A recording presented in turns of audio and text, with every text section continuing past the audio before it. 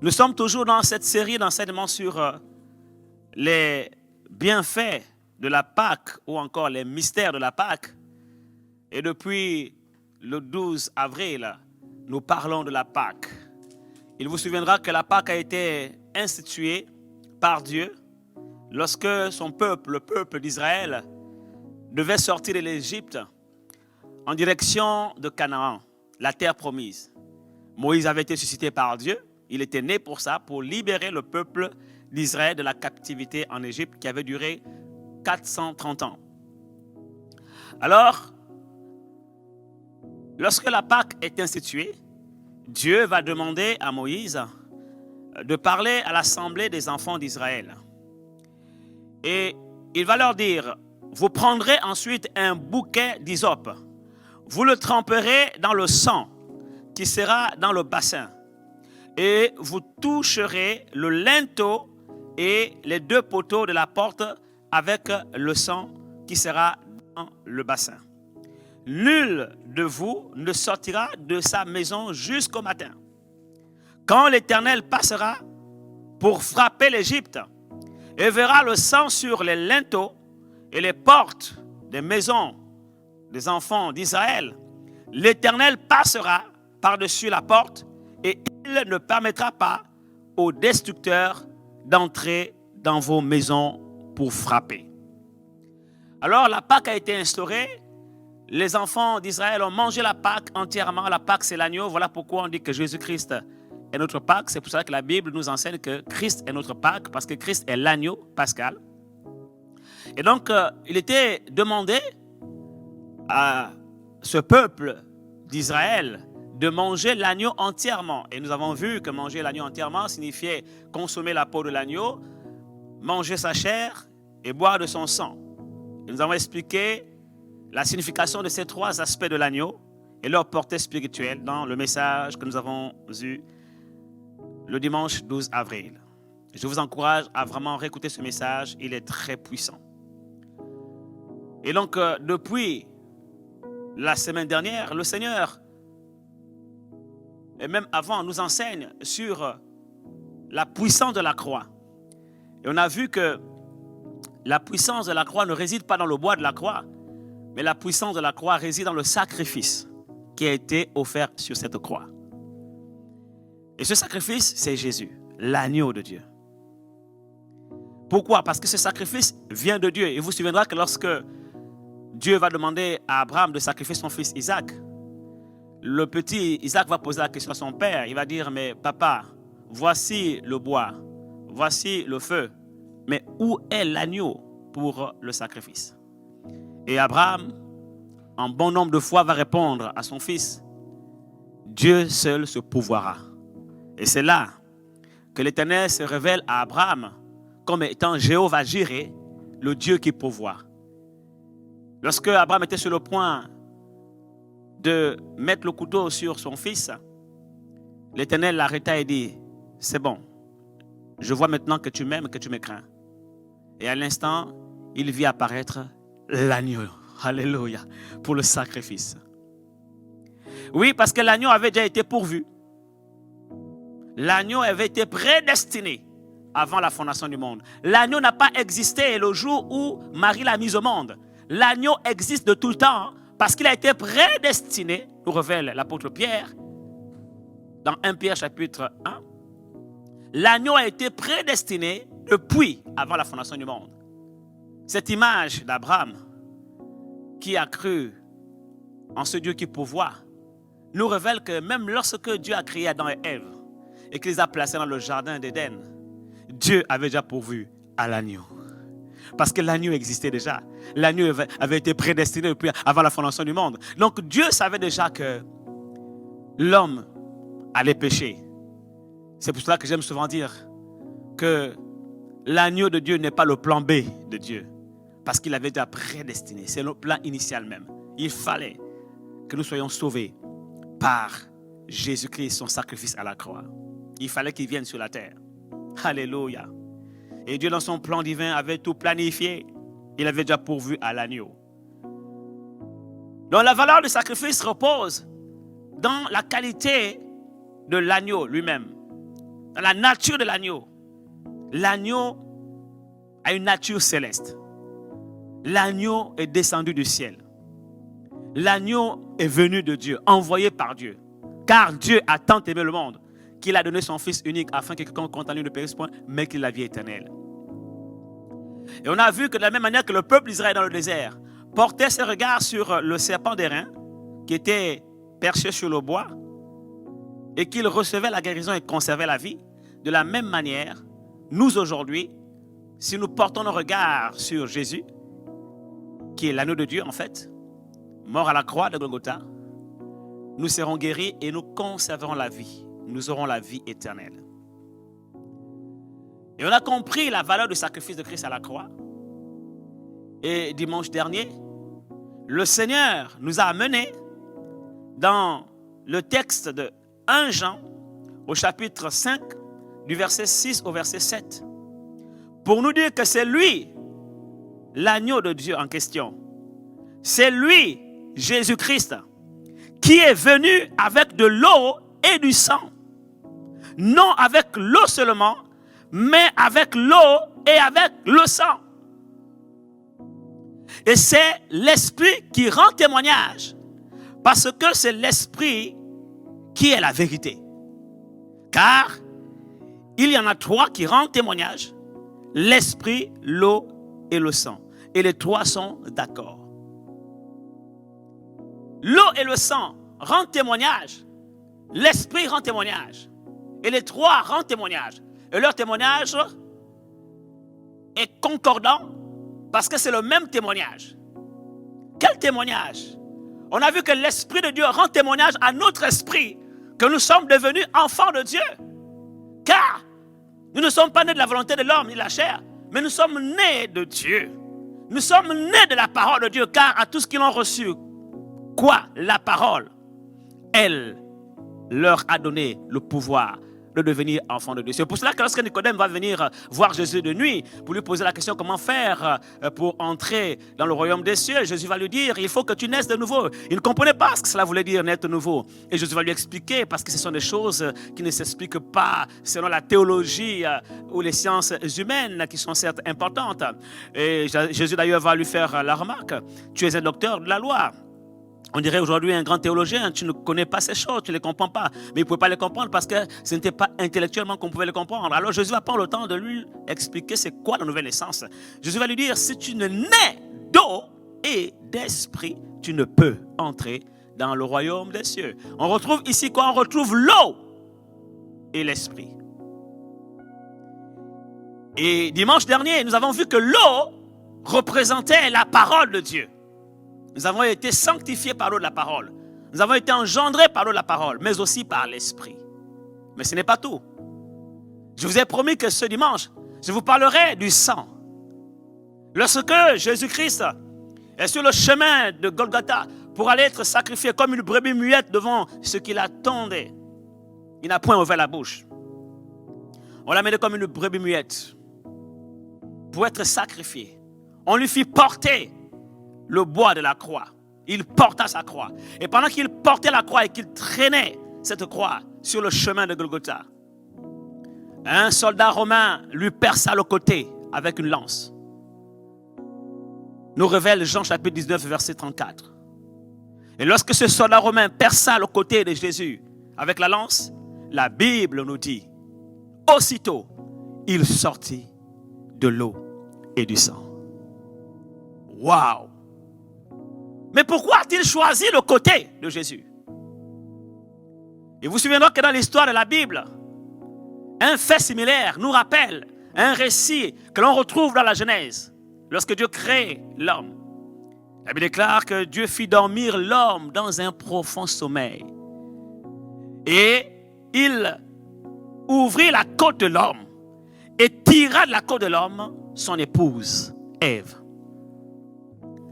Nous comprenons alors que la première chose que Jésus-Christ va engendrer, la première chose qui va naître du sacrifice de Jésus-Christ, alors qu'il portait sa croix et qu'il allait sur le chemin de la crucifixion, ce n'est pas d'abord le pardon de nos péchés, Parce que nos péchés les a portés à la croix.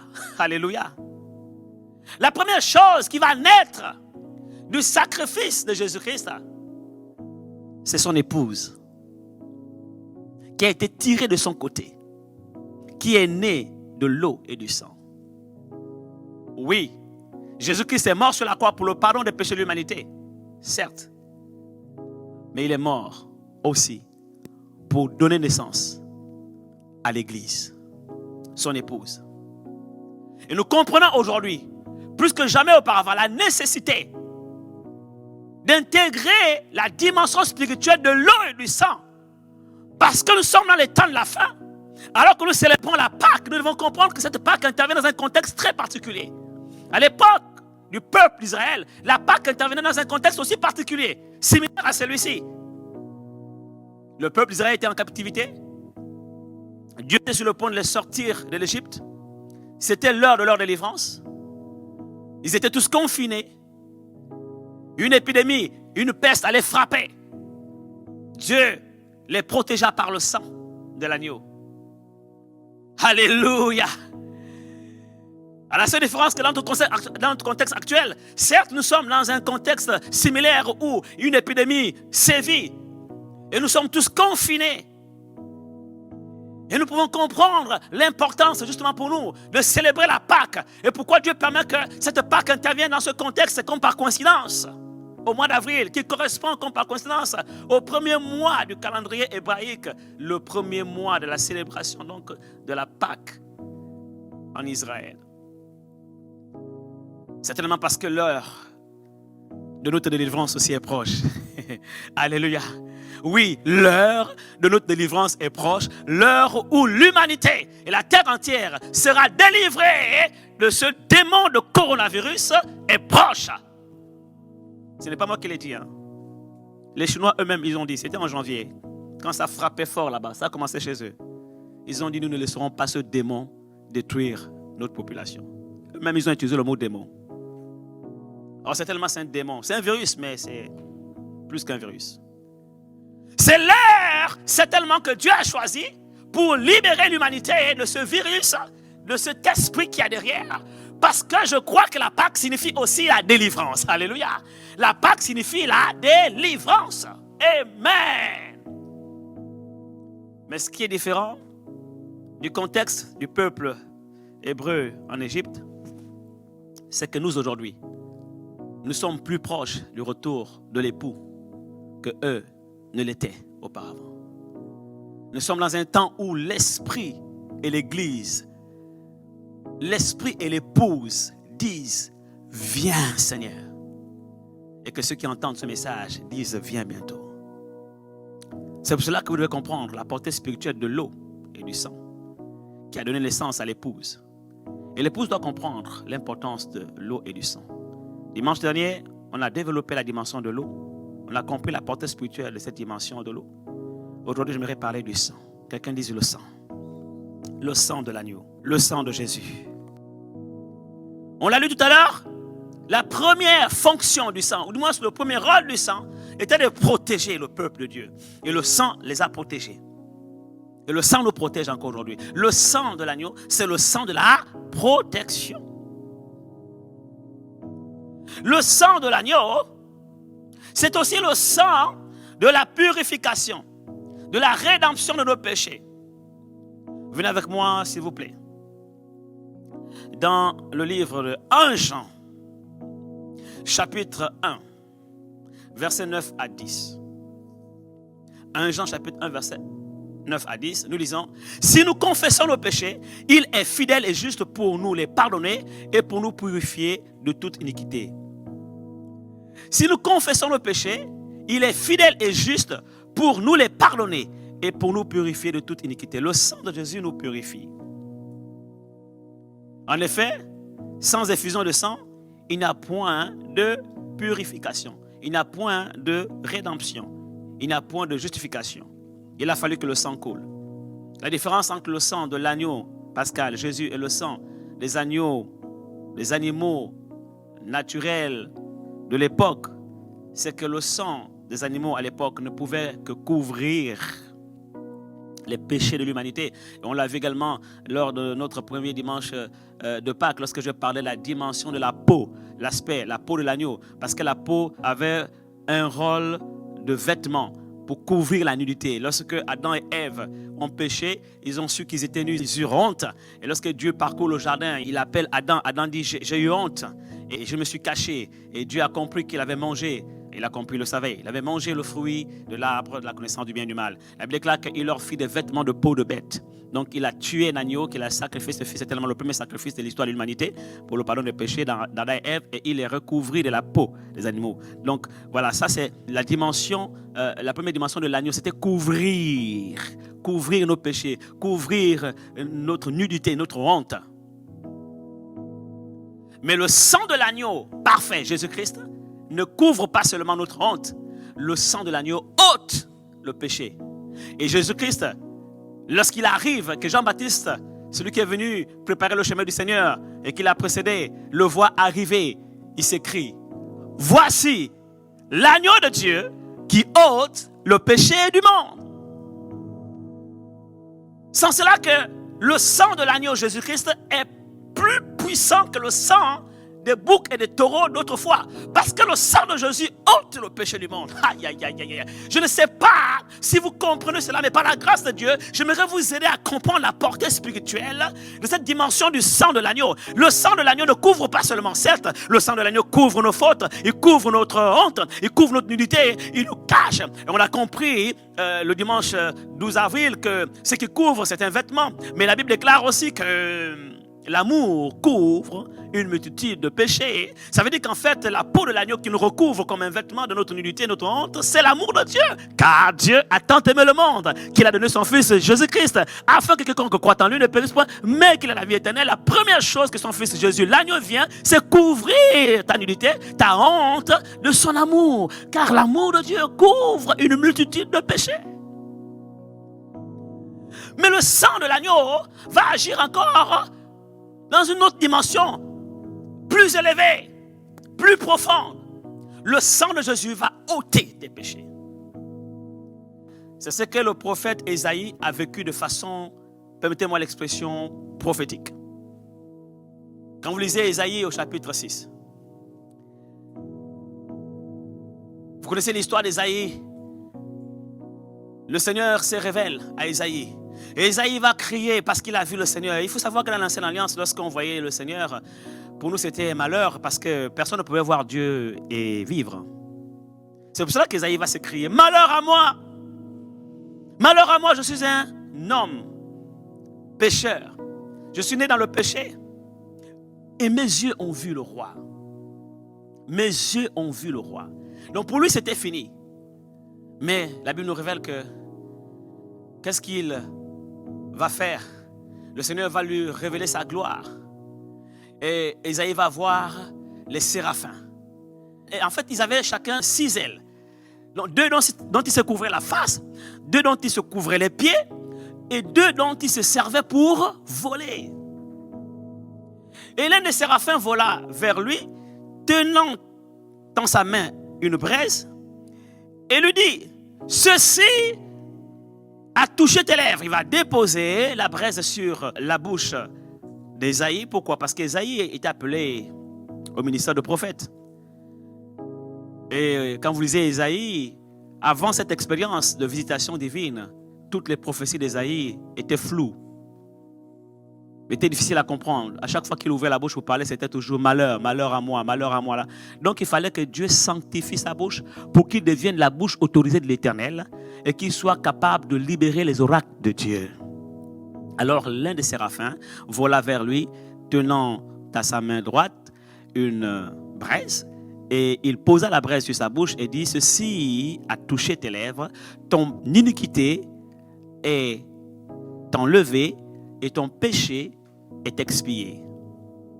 On est dans Isaïe chapitre 6 verset 7. Il toucha à ma bouche et dit, ceci a touché tes lèvres, ton iniquité est enlevée et ton péché est expié.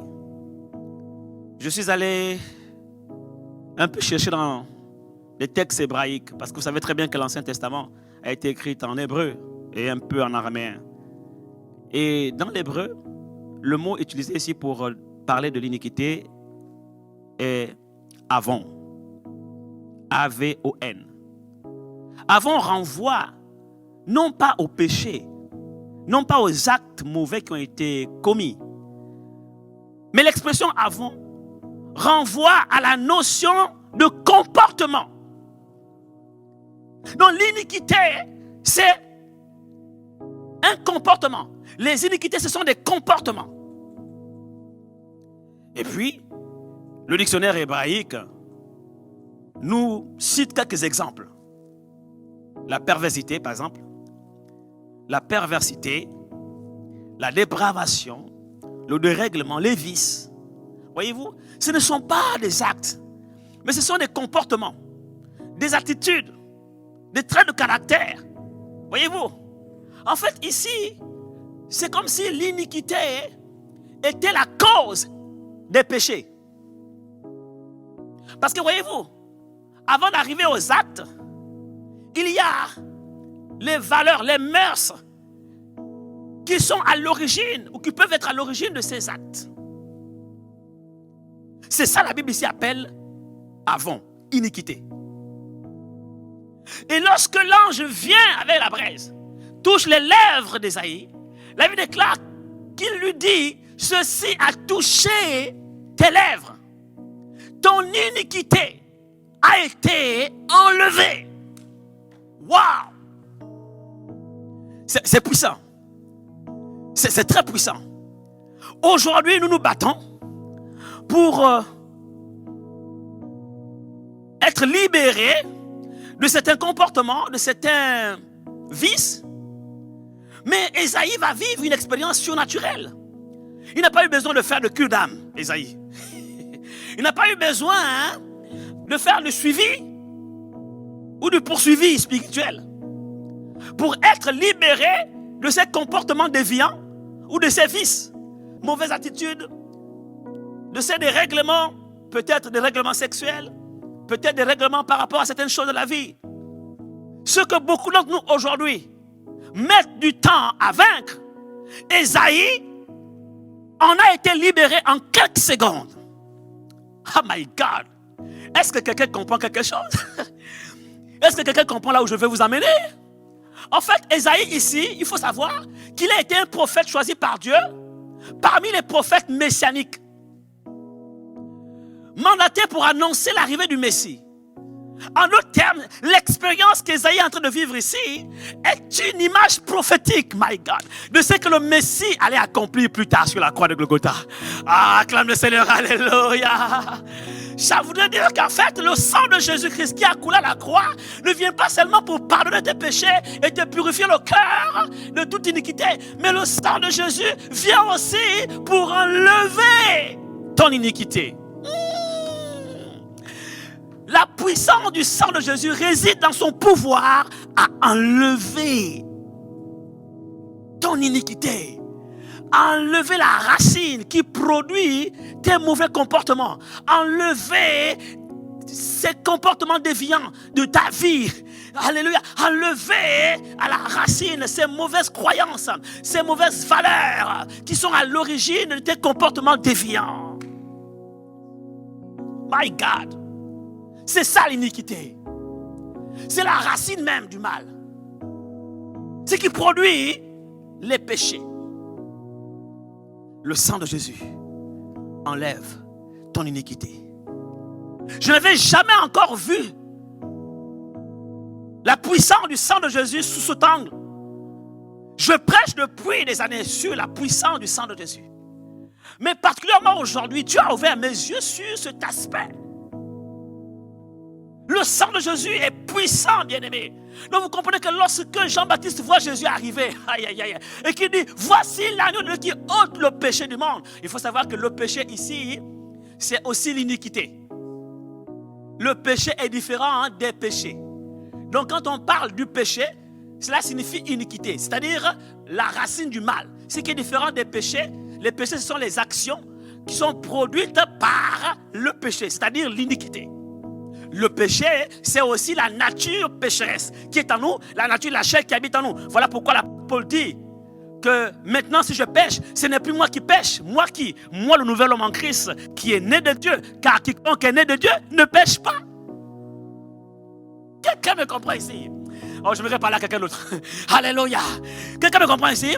Quiconque est né de Dieu ne pêche pas.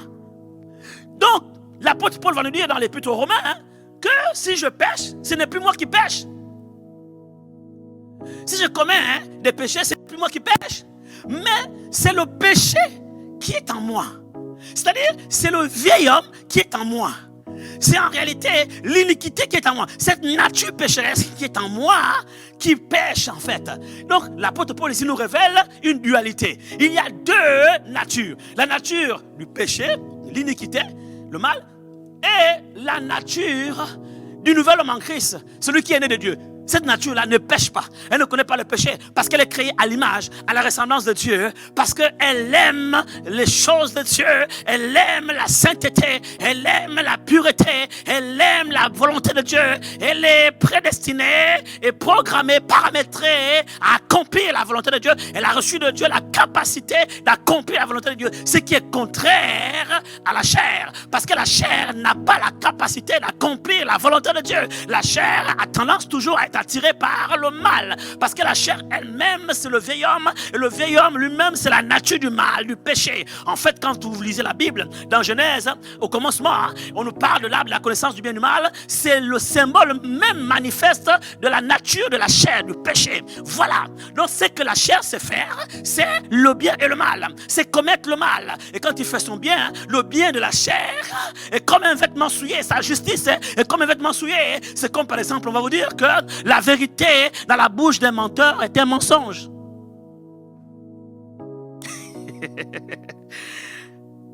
N'avez-vous jamais entendu parler de cet adage qui dit que la vérité dans la bouche d'un menteur est un mensonge? Ainsi en est-il du bien dans la nature pécheresse. Il est comme un vêtement souillé.